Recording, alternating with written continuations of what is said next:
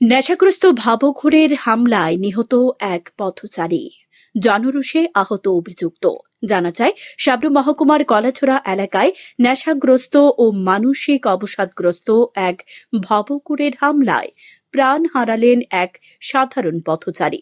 প্রত্যক্ষদর্শীদের বর্ণনা অনুযায়ী রবিবার দুপুরে ওই যুবক হঠাৎ উন্মত্ত হয়ে ওঠে এবং লোহার রড হাতে নিয়ে পথচারীদের ধাওয়া করতে থাকে।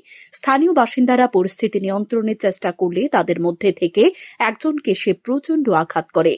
ঘটনাস্থলে মৃত্যু হয় সে ব্যক্তির। এই মর্মান্তিক ঘটনার পর এলাকাবাসীর মধ্যে তীব্র ক্ষোভ ছড়িয়ে পড়ে।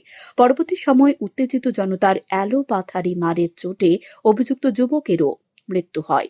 উভয়ের বাড়ি কলাছড়া বাজার সংলগ্ন এলাকায়। বিকৃত মস্তিষ্ক যুবকের নাম আশিক দাস এবং অপর নিহত যুবক দেশপ্রেম চক্রবর্তী। এ ঘটনায় এলাকায় চাঞ্চল্যের সৃষ্টি হয়েছে। স্থানীয় প্রশাসন পরিস্থিতি নিয়ন্ত্রণে আনার চেষ্টা করছে। পুলিশের পক্ষ থেকে জানানো হয়েছে, ঘটনার তদন্ত চলছে এবং দোষীদের বিরুদ্ধে প্রয়োজনীয় ব্যবস্থা নেওয়া হবে। শান্তন টিভি।